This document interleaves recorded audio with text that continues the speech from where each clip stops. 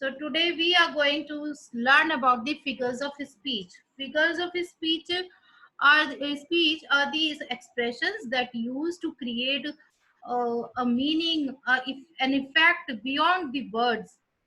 Poets generally use these figures to make their poetry more effective to the learners. So, authors often use figures of speech in both literature and poetry to enhance their writing works. And when we use these figures of speech in literature, it is called literary device. There is a little difference in them. When we use figures of speech in literature, means the prose, in the stories, in novels. So that time these are called literary devices. And when we use these figure of speech in poetry, then it is called figures of speech. These are also called poetic devices.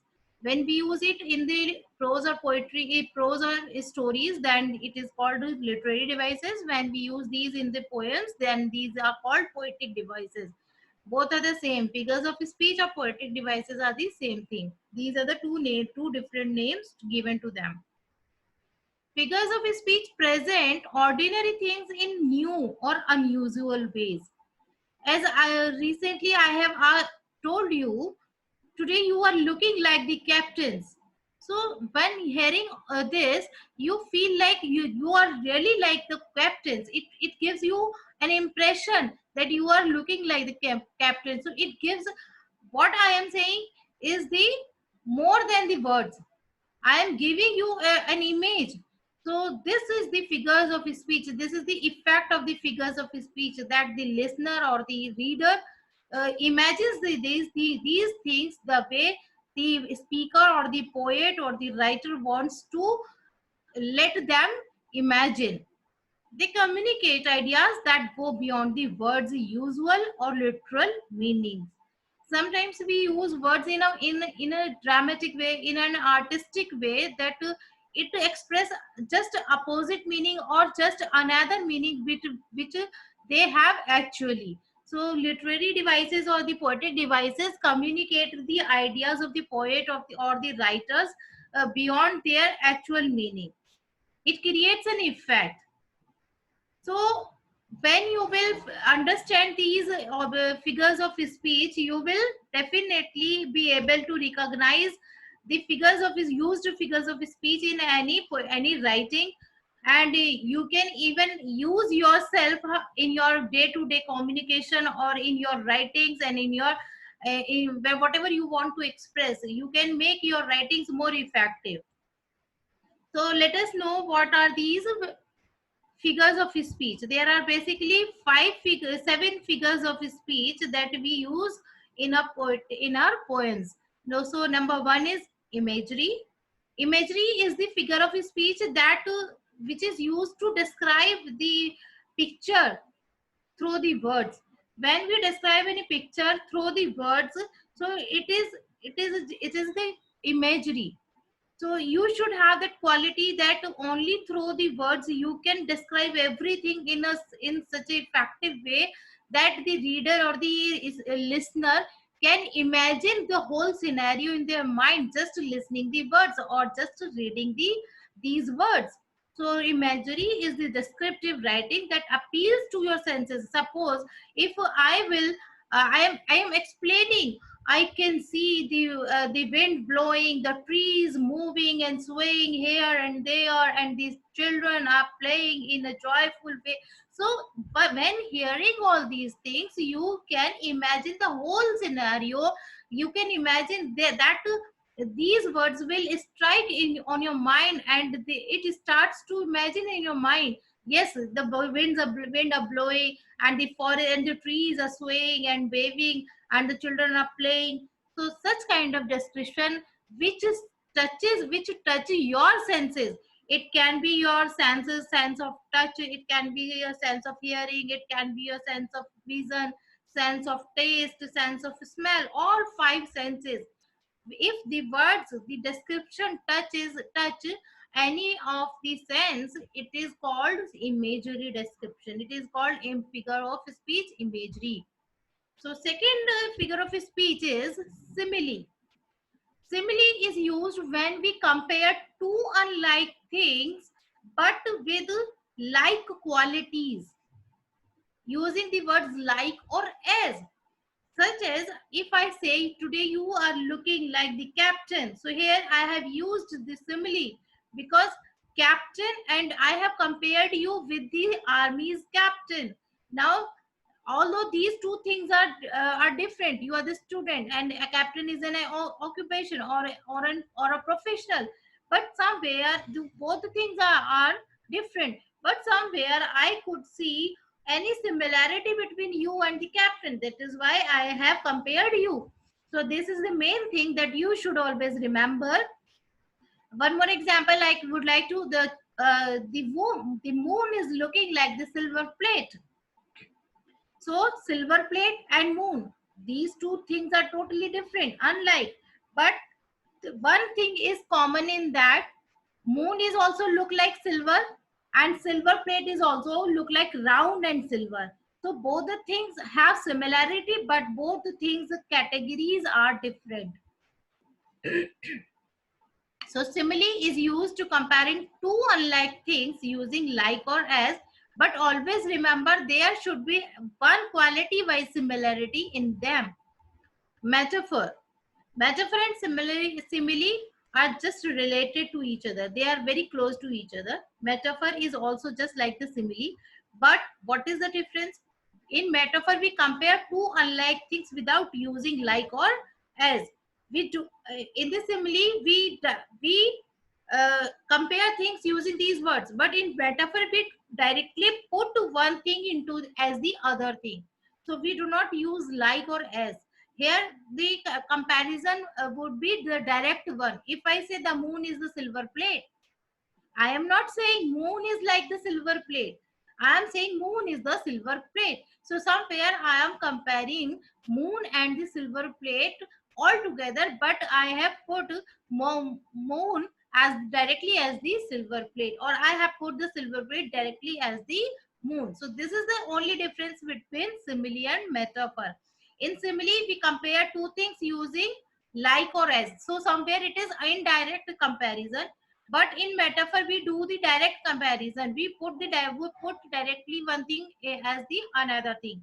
So this figure of speech is called metaphor. Number 4 is alliteration. Alliteration is the figure of speech which uses the one similar where one consonant sound again and again. When we use such words in such a management that their consonant sounds repeat again and again in more than once, so that kind of use of words is called alliteration. Like she sell on the seashore. This is, you can you can note it down. Alliteration is when we repeat one letter, one consonant letter, or when we repeat one consonant sound again and again in the beginning of the words, then it is called alliteration. Next is hyperbole. Hyperbole, a major exaggeration or overstatement. Sometimes we exaggerate things to let the reader or the listener emphasis on that. So that such kind of thing, figure of speech is called, such kind of expression is called hyperbole. The best example of it can be,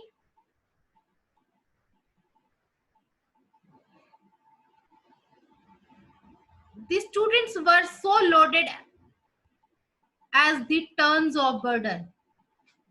The students were so loaded as the tons of burden. So here we are in a hyperbolic manner, we are telling that the students are burdened with the tons of load. So can you imagine a student can bear a tons? You can imagine the tons is a heaviest weight. So a student is burdened with the tons of load. So this is such kind of thing. What we want to let you know that we are putting emphasis on the load that students are bearing on them. So we in a hyperbolic manner we have exaggerated the expression so that the listener or the reader can think about it. He or she can add emphasis on the fact. So when we use such kind of expressions, these are called hyperbole. Next is onomatopoeia. Onomatopoeia. It's onomatopoeia, a word that sounds like its meaning. In onomatopoeia, we generally use words that creates a sound in our mind. They do not make actually the sound, but that's meanings are the sounds. Like the leaves are rustling and the water are sprinkling and splashing. So when you see, you hear, you read these words, a sound, that sound recognition comes to your mind. When we say dry leaves are rustling, so what kind rustling means? The sound that dry leaves used to make when they move. Water rustling, water, when the water is water rustle, when the water runs, it creates a musical sound. So the bees are buzzing. So when we hear these things, when we read these things, a sound, that sound starts creating in our mind. So that is called onomatopoeia. So when the sound words are used to create an effect in a poetry, so this is called onomatopoeia, figure of speech. Next is personification, giving human traits or characteristics to something that is not human. Sometimes we express non-living things as a living being, or something that is not even visible, that is not physical, and we put to them the figures, the characteristics or the qualities of a physical thing. So such kind of expressions are called personification. Like if I say the death sting on him so harshly. So death is not any physical thing. That is not an animal. Death is not something that can sting. But still here we are using death as a person who sting on someone. Or another example we can take, like the wind caught him tightly. The wind caught him tightly. So wind is not a human being. Wind is not such a physical thing that has hand who can caught someone. But still, to create an poetic effect, to create a poetic impression, we have personified wind with the hands. So such kind of expressions are called personifications. So these are the definitions of seven kinds of figures of speech. Let us know one by one with the examples ahead. Imagery definition: descriptive writing that appeals to the senses. It might be the sense of sight, sense of taste, sense of touch, sense of smell, or sense of hearing. As I have already told you, anything, any word, any description that directly touches our one of the senses is called imagery.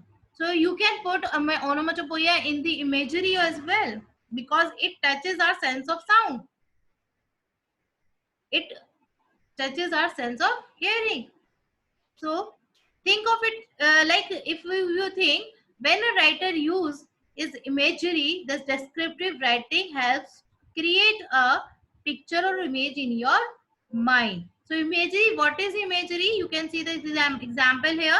The bearers bear the bride along like a pearl on a string. So see, this boy is reading this line and he is imagining the bearers bear the bride along like a pearl on a string. So he's imagining that the two-person are bearing the bride in a palki, and they are bearing her so delicately as the pearl in a string. So these are the things that you can imagine in your mind. So sometimes the words, these are also called word picture. When we create a complete picture through the words, These are called also word picture. So, but it is the example of imagery. In the poetic devices, these are called imagery poetic device. Another example, the bride skims like a bird on the foam of a stream. So another girl, when she was reading this description, skims means the moving slightly. So the bride skims in the palki when the bearers of bringing the palki with the bride sitting inside is skimming like a bird on the foam of a stream, as the bird is moving as skimming, as swinging in on the foam of a river, on the waves of a river. So likewise the bride is so the you can see here this girl is imagining the things by reading the words only. So this is called imagery. So next, let us come to the next figure of speech, that is simile, comparing two unlike things using like or as. We bear her along like a pearl on a string. So you can see here, we bear her along like a pearl on a string. So here we are comparing two things. Who? Her, the bride, and the pearl on a string. Two things we are comparing which are totally different but which have one similarity, that though both the things, both the person, both the objects are as delicate as each other. Bride is as delicate as a pearl in a string, but both are totally different from the different categories. Bride is a human being, while the pearl is an object. So the bride and the pearl are unlike things when you compare the softness of carrying the bride to the softly carried pearl. You are using a simile. So simile is the thing when we compare two things, two unlike things, but for a one like quality, using the words like or as well as. Here are more examples for the simile. She sways like a flower, she skims like a bird, she hangs like a star, she falls like a tear, his temper was as explosive as a volcano. So you can use these words for the simile. I hope you have well understood the concept of these figure of speech till now. So now let us move ahead with the metaphor. The definition of a metaphor is similar to the definition of a simile, but there is one important difference between the two. Remember, the definition of simile has two parts. Two unlike things are being compared. The words like or as are used to make the comparison. These are the two things that we use to use in simile, but there will also be the two parts of the definition of a metaphor as well. Here you can compare the metaphor and the simile with with this slide. You can see in the simile, Mike is like a teddy bear, and when we use the metaphor figure of speech, that boy is Mike is a teddy bear. We are not direct comparing it. We have directly put the Mike as the teddy bear. So Mike is like a teddy bear is the simile. Mike is a teddy bear is the metaphor. So Mike is as soft as the teddy bear. Next is metaphor. Let's know about more metaphor. An implied comparison between the two unlike things that actually have something important in common. So here definitely already we have told you that in metaphor we directly put one thing for the common thing to the another. You can see one more example over there. The boy was a fish in the water. What can be the form of this sentence? Simile can be the boy was swimming as a fish in the water. The boy was swimming as a fish in the water. So that could be the simile. But here we have written the boy was a fish in the water. We have directly put the boy as the fish in the water. So here we are finding metaphor figure of speech. Alliteration. Let us know more about the alliteration. Take a look at the following examples of alliteration. Brad wore his blue and brown blazer. So you can see b, the sound consonant sound b is repeating again and again. Brad wore his blue and brown blazer. So this is alliteration. But now you can raise one question over there. See, this is the consonant sound. That is why this is alliteration. But what if the vowel sound? will repeat again and again, what it will be called? It will be called assonance. Then it will be called assonance. You can note it down in your rough notebook or somewhere where you are making your notes. When the vowel sound repeats again and again, then it is called as assonance. Assonance. Assonance. So let us know more examples of alliteration. Alliteration is the repetition of consonant sounds. Assonance is the repetition of vowel sounds. She springs like a beam on the brow of the tide. Gale, oh gale, we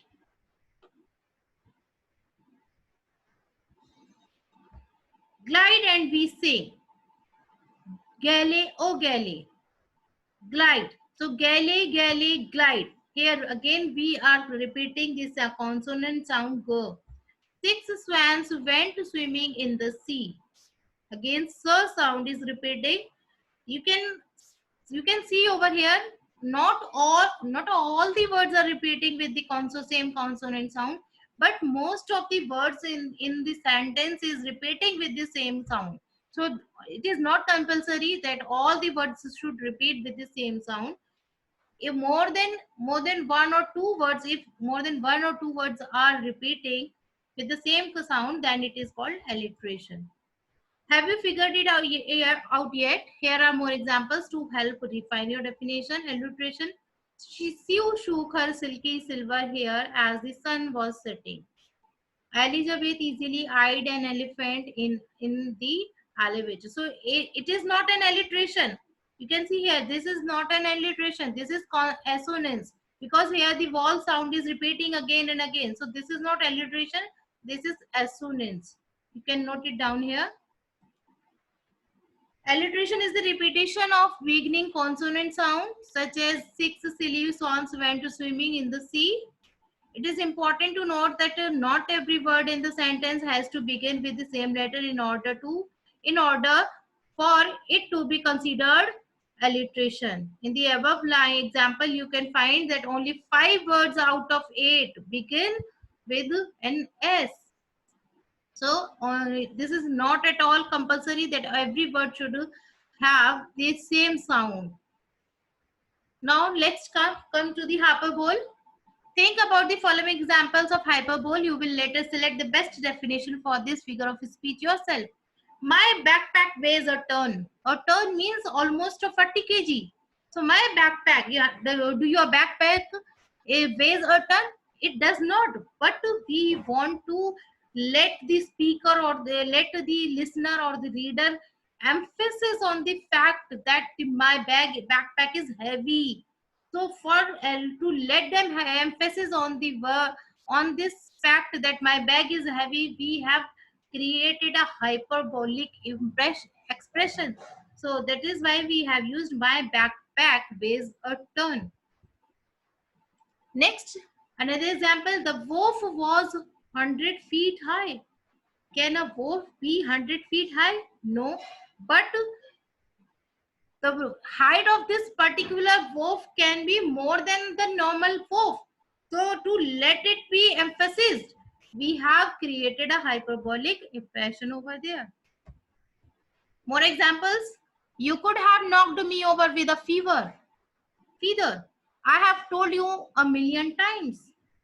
So these are very normal expressions we generally use in our day-to-day conversation. But as we do not know about their figure of speech, about the particular type of these expressions, we never pay attention to it.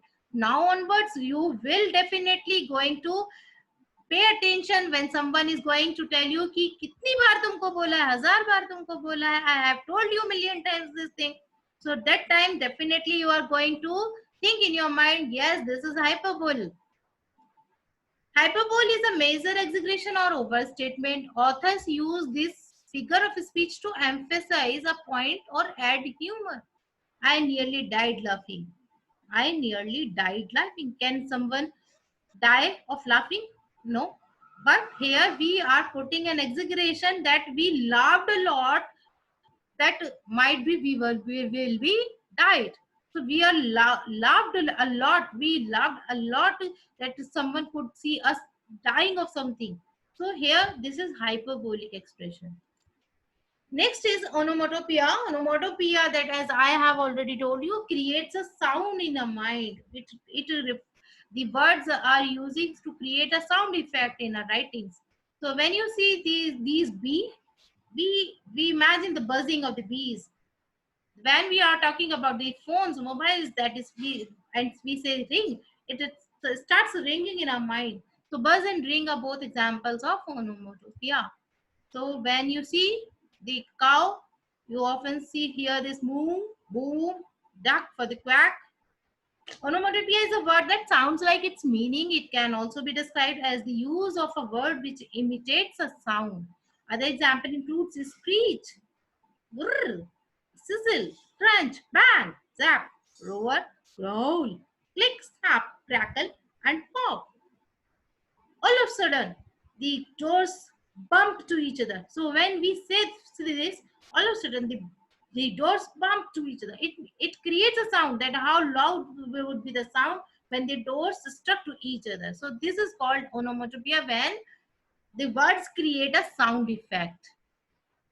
Personification, giving human traits or characteristic to something that is not human, such as animals, objects, or non-living things. Think of it in this way. When a writer uses personification, he or she gives characteristic of a person to an animal, object, or thing. Like the willow tree shook her long hair. Any tree, does any tree have any long hair? Any hair? No. But the branches of the tree are personified as the hair of a living being. So this is called personification. So now you already have one, we are done with the one poem, Somebody's Mother. Try to find out as many as you can figure of speech in that, and enhance your learning.